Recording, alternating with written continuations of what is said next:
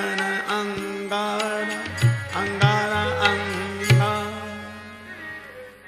चंद्रमा में आग दिखाई दे रही है, तारे दिखाई दे रहे हैं, कोई नीचे नहीं गिरता। हनुमान जी ने विचार करके मुद्रिका गिराई और मुद्रिका में लिखा है राम नाम। मां संकट के समय तो राम नाम का ही स्मरण करो।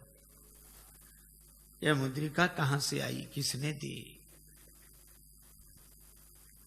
चकित चितौ मुद्री पहचानी। हनुमान जी श्री राम कथा कहने लगे। जानकी जी ने कहा जितने इतनी सुंदर कथा सुनाई उसे भी तो देखें। हनुमान जी बोले बस माता कथा ही सुंदर है, कथा कहने वाला तो बिल्कुल बंदर है, ये छिपा ही रहे सो अच्छा। पर जानकी माता बोली बंदर ही सही, कथा सुनाने वाला तो सुंदर आवे। हनुमान जी सामने गए, जानकी माता ने देखा, फिर बैठी मन विस्मय भयो। हनुमान जी ने कहा राम दूत मैं मातु जानकी। हे माता मैं राम जी का दूत हूं, सत्य शपथ करुणा निधान की। और ये कहते कहते हनुमान जी के आंखों से आंसू बरसने लगे।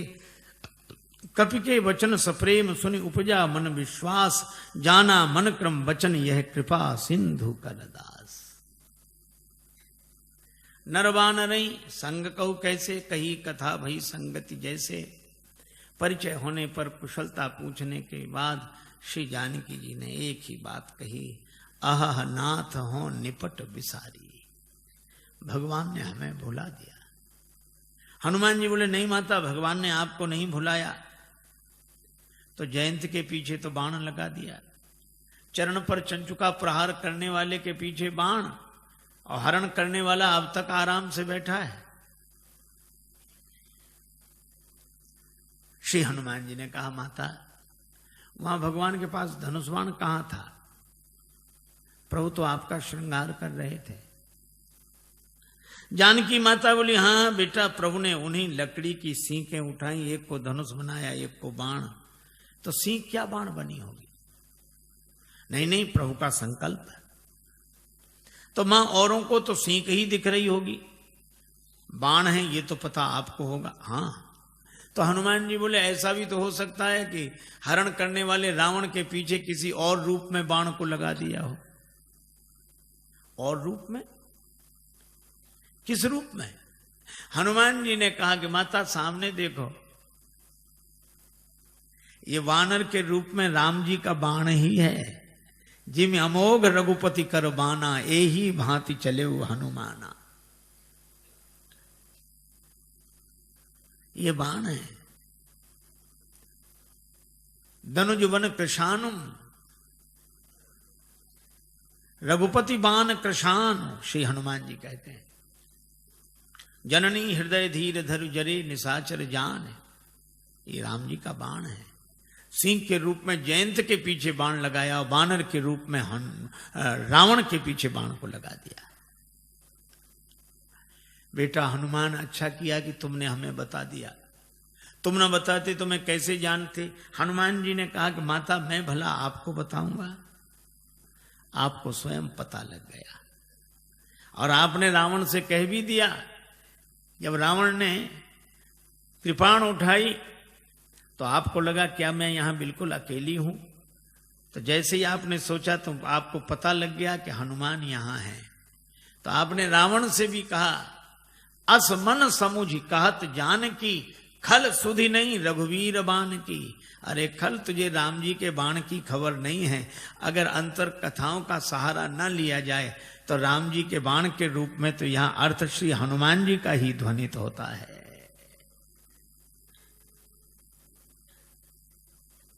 हनुमान जी बोले माता चिंता मत करो, राम जी आएंगे, साथ में हम सब लोग रहेंगे।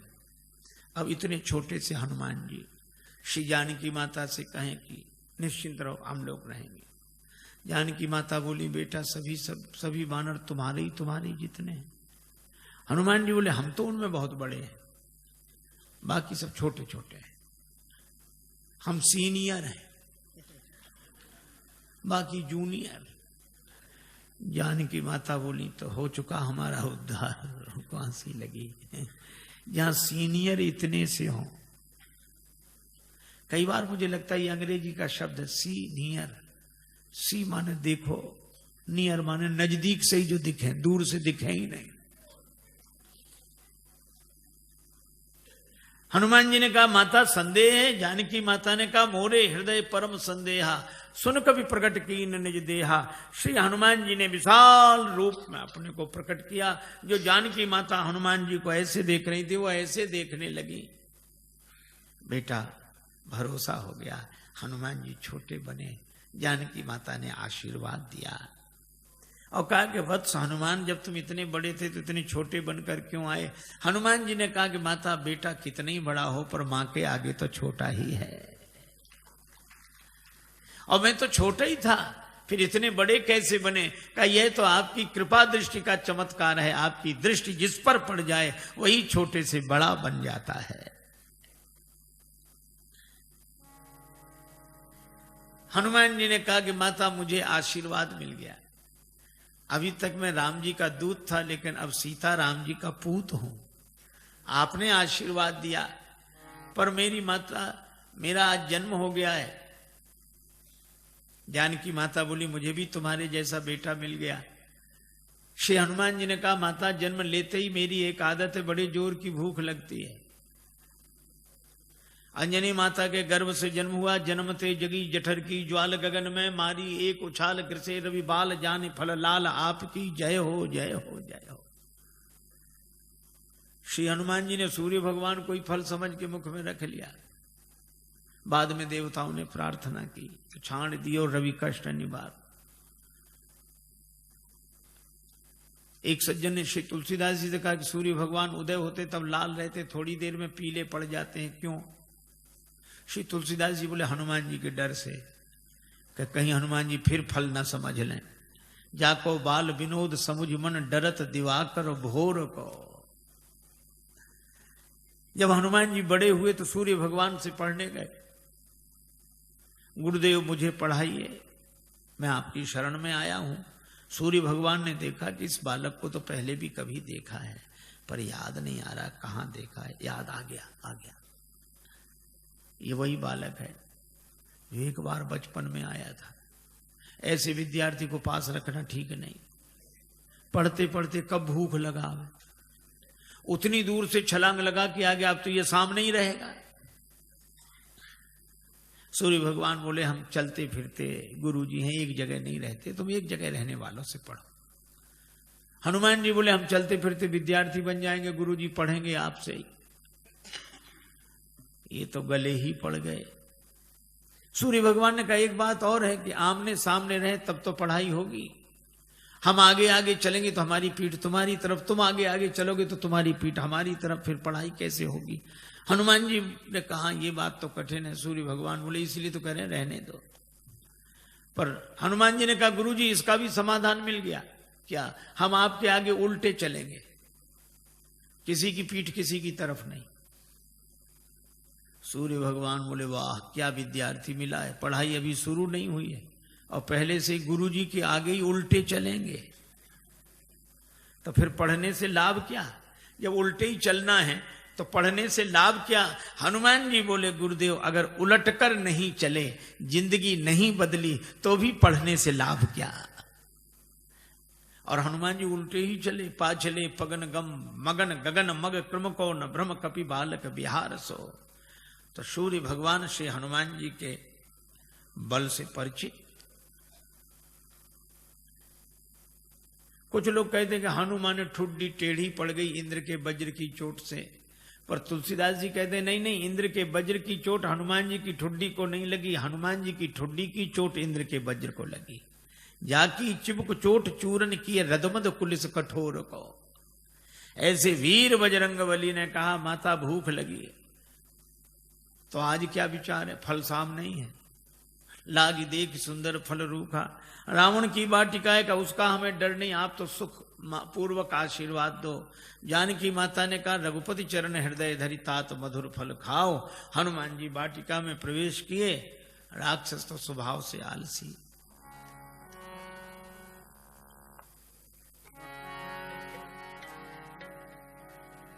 चले नाही सिर पैठी बागा चले नाई सिर बैठे। बागा चले नाई सिर बैठे। बागा चले नाई सिर बैठे। फल खायसी तरु तोरे लागा सिर पे। नाद चले नाय सिर बैठे। बागा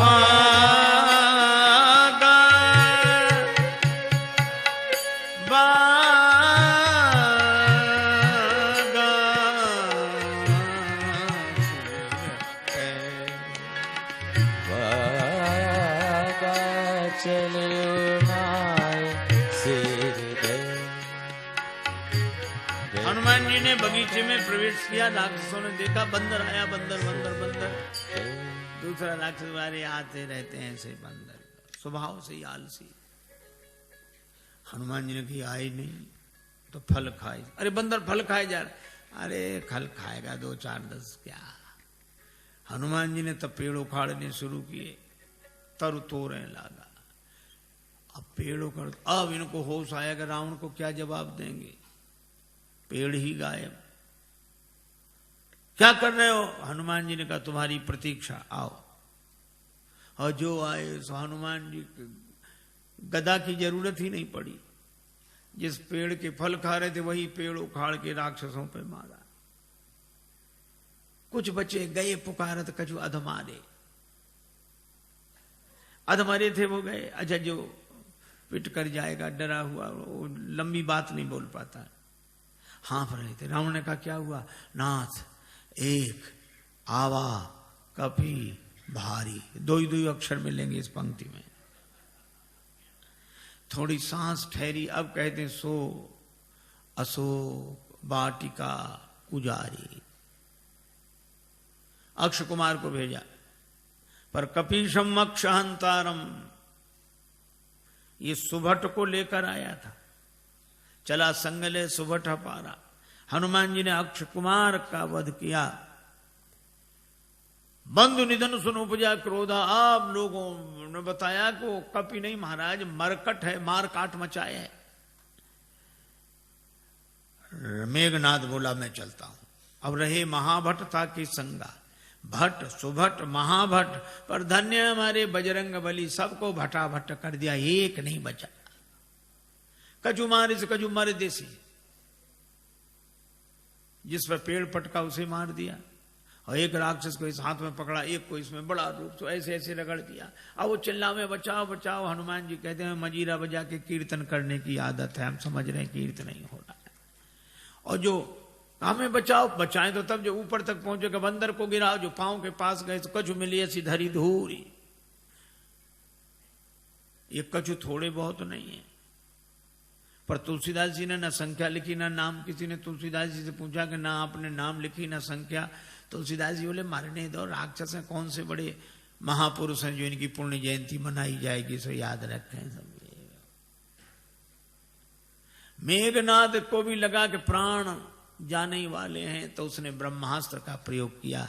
हनुमान जी परम वीर हैं, लेकिन बड़ों का सम्मान करना जानते हैं। ब्रह्मास्त्र में बंध गए। मेघनाद लेकर आया। रावण ने कहा कौन है तू?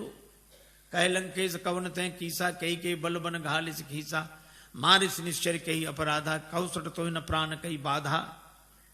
हनुमान जी सुनते रहे। बाद में बोले जाके बल लवले सते जिते उचराचर जहारी, तास दूत में जाकर हरि आने प्रिय नारी। मैं राम जी का दूत हूं।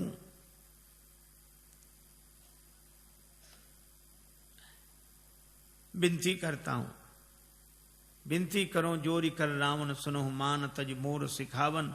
पर रावण ने उस विनती को सुना नहीं। बोला मुझे समझा रहे, मुझे समझाने का फल जानते हो? हनुमान जी ने कहा कि हाँ फल तो जानते हैं, क्या फल है? हमारे यहां सम्मान होता है उपदेश देने वालों का। रावण बोला सम्मान नहीं, हमारे यहां सम्मान नहीं मिलेगा।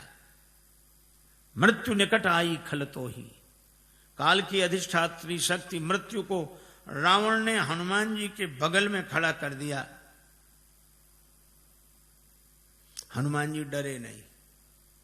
रावण बोला मौत तुम्हारे बगल में खड़ी है, तुम डरते नहीं हो? हनुमान जी ने कहा कि रावण मौत हमारे बगल में खड़ी जरूर है, लेकिन देख तुम्हें रही है। रावण बोला हमें देख रही तो तुम्हारे पास क्यों खड़ी है? हनुमान जी बोले हमसे तो पूछने आई है कि रावण का अभी मामला साफ करना है कि बाद में, तो अभी तो हम उसे रोके हैं, फिर तो जो होगा सो होगा ही। रावण को बड़ा क्रोध आया, मार डालो राक्षस को। राक्षस मारने दौड़े। हनुमान जी ने मन ही मन सोचा कि जानकी माता को बचाने के लिए मंदोदरी आ गई, तो मुझे भी बचाने के लिए कोई आएगा। और इतना ही जैसे ही राक्षस मारने दौड़े तो सचिवन सहित विभीषण आए। और कोई सजा दे दो। रावण बोला बंदर के अंग भंग कर दिए जाएं। हनुमान जी ने सोचा पता नहीं कौन से अंग भंग किए जाते हैं। पूंछ लटक रही थी पीछे। रावण ने कहा अंग भंग करो, तो हनुमान जी ने पूंछ पकड़ी, दोनों हाथों से माथे से लगाते, पूंछ को देखते फिर माथे से, 2 बार ऐसा किया। रावण बोला समझ गया समझ गया, कपि के ममता पूंछ पर, इसकी ममता पूंछ पर है, सबई कहो समझाए। हनुमान जी ने सोचा कहीं ऐसा ना हो रावण ये कह दे कि एक तलवार मंगाए के पूंछ देहु कटवाए।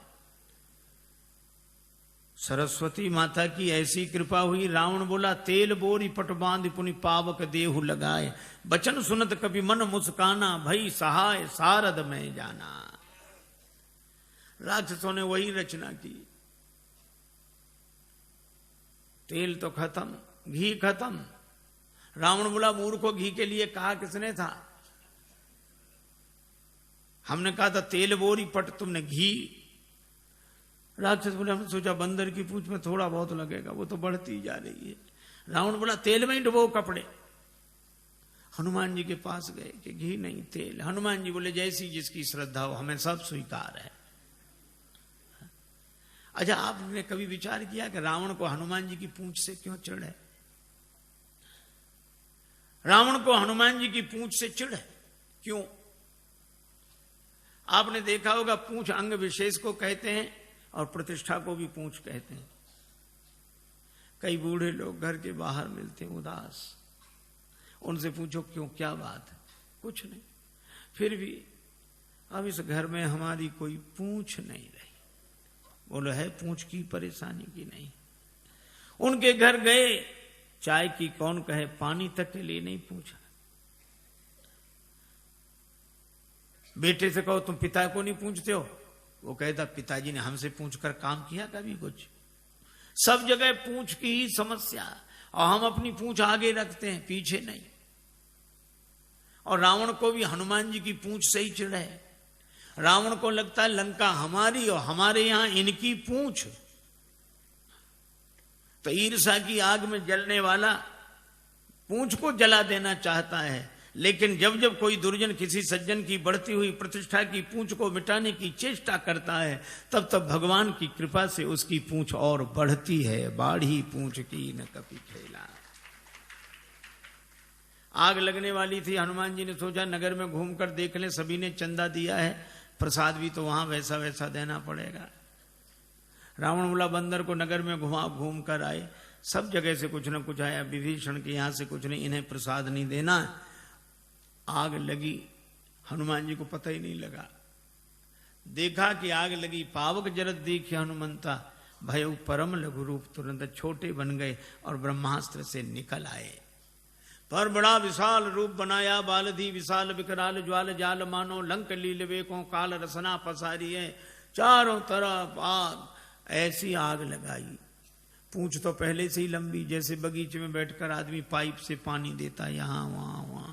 हनुमान जी ने ऐसे आग लगाई चारों तरफ। रावण ने बड़ी कोशिश की, बादलों से कहा बरसो।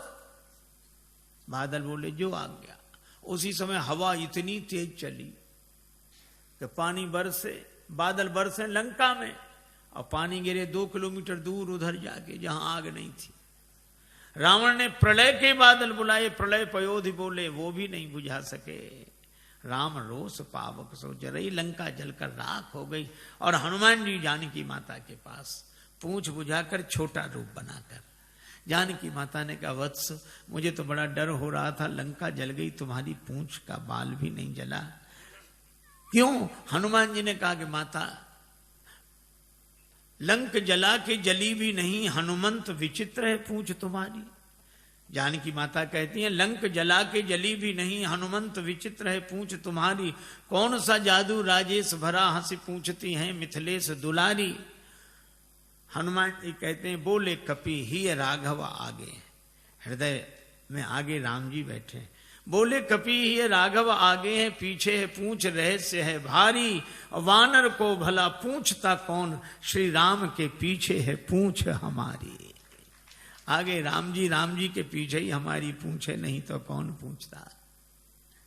माता, लंका साधारण आग में नहीं जली, पावक में जली। राम रोष पावक, तो तुम्हारी पूंछ बची कैसे? का उस पावक में आप भी तो रह रही हैं माता। जानकी माता बड़ी प्रसन्न हुई, आशीर्वाद दिया। चूड़ामणि लेकर हनुमान जी विदा हुए। जानकी माता ने कहा कि प्रभु को प्रणाम कहना। संदेशा लेकर हनुमान जी आए। भगवान को पता लगा। हनुमान जी ने कहा कि जानकी माता की अत्यंत विपत्ति है। भगवान बोले, विपत्ति तो तब होती है जब कोई भजन न करे, पर जानकी माता भजन कर रही तो अति विपत्ति। इसका अर्थ कोई भजन करे तो अति विपत्ति, न करे तो केवल विपत्ति। हनुमान जी ने कहा, हाँ प्रभु। कहा कैसे? कहा कोई भजन करता है तो वह भगवान को याद कर रहा है, कोई भगवान को याद न करे तो विपत्ति, लेकिन कोई भगवान का भजन करे और भगवान ही उसे भूल जाए तो अति विपत्ति। श्री सीता जी ने आपको नहीं भुलाया, आपने सीता जी को भुलाया। नेत्र भर आए भगवान के। हनुमान, मैं तुमसे उऋण नहीं। हनुमान जी चरणों में गिर गए। भगवान उठाना चाहते हैं, हनुमान जी उठना नहीं चाहते। प्रभु मैं बालक हो गया जानकी माता के यहां जाकर, अब बालक की मर्जी, उसे उठना होगा उठेगा, नहीं उठना होगा तो नहीं उठेगा। उठो उठो हनुमान, हम भी तुम्हें हृदय से लगा लें। हनुमान जी बोले, चरणों में अच्छे मिलेंगे तो आधी जिम्मेवारी हमारी, आधी आपकी, और जो आपके चरणों में गिर जाता है उसकी पूरी जिम्मेवारी आपकी।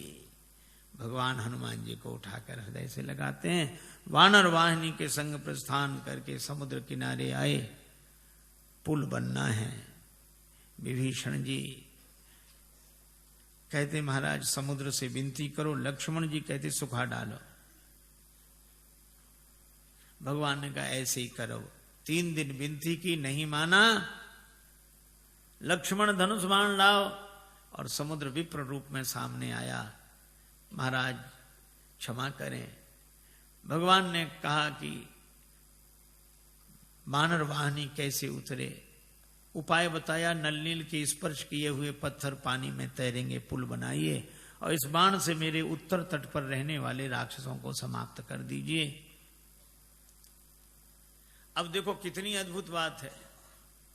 कोई न डूब रहा, उसके गले में पत्थर बांध दो तो जल्दी डूब जाता है, और पत्थर को कितनी भी ऊंचाई तक फेंको पर आएगा नीचे। ये पत्थर मानो कर्म का स्वरूप है। कर्म कितना ही ऊंचा करो, अंत में नीचे लाएगा।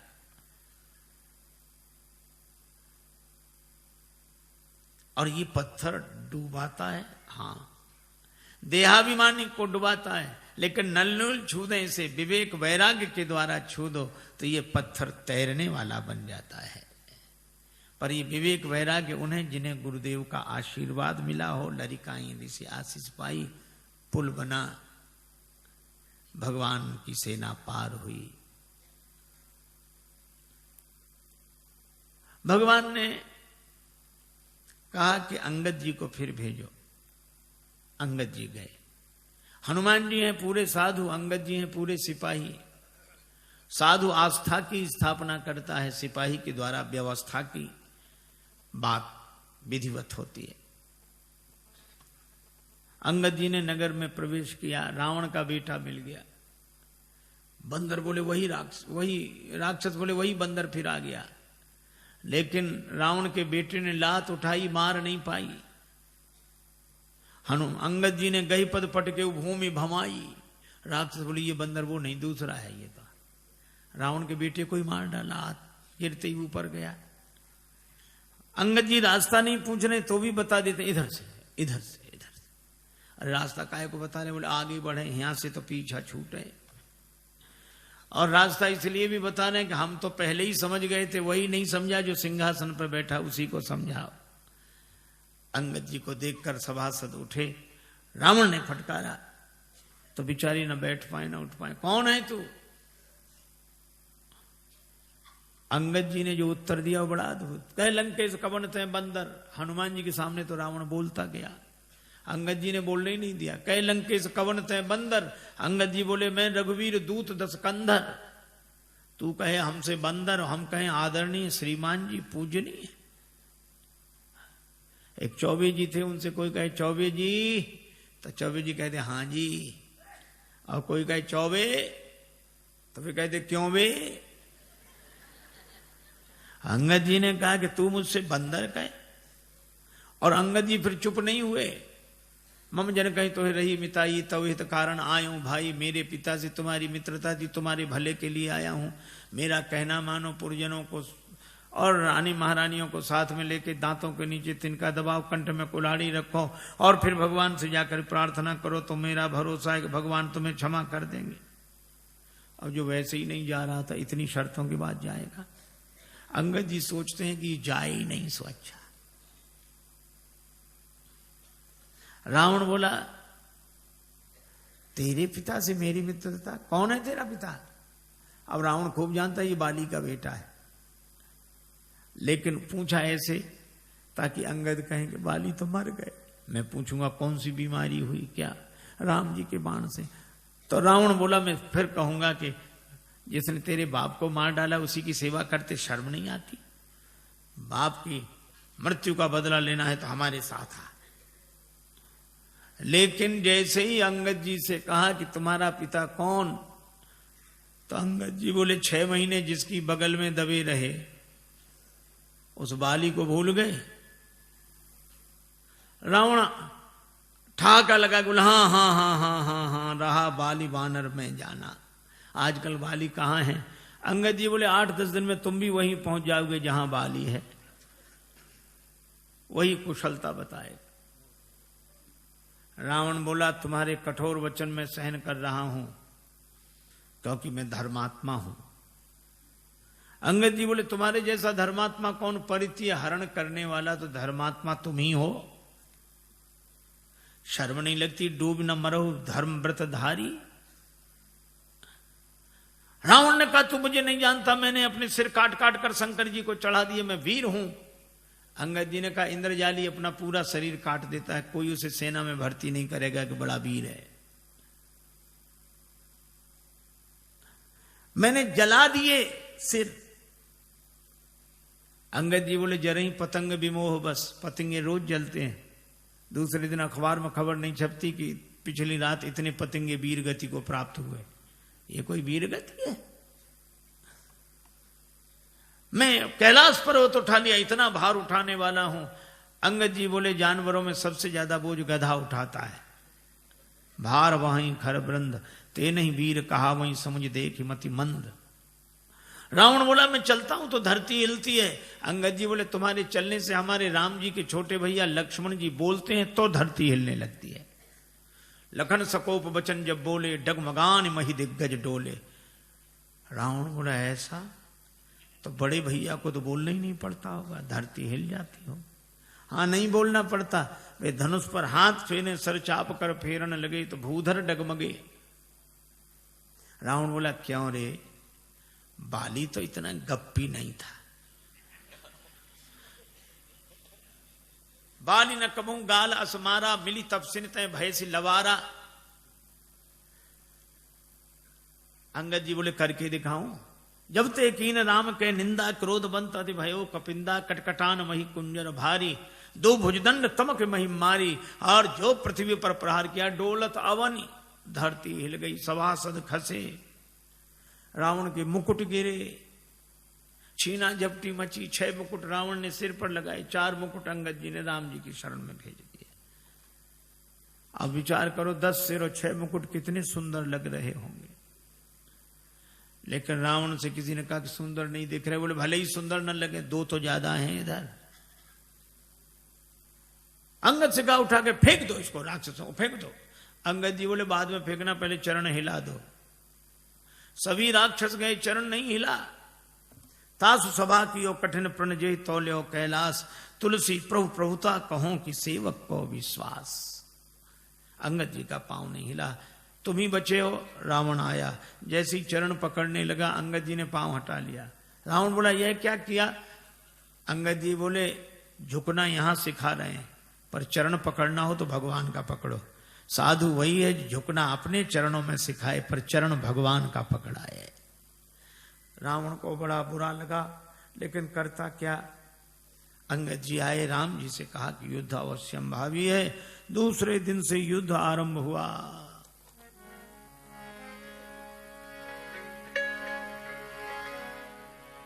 उत रावण इत राम दुहाई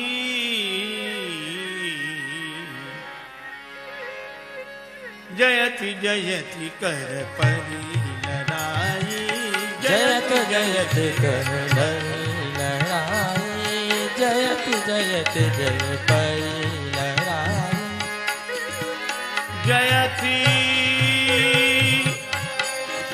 जयति कर परी लड़ाई कर परी लड़ाई जयत जयत कर परी लड़ाई जयत जयत कर परी लड़ाई जयत जयत कर परी लड़ाई लड़ाई शुरू हुई।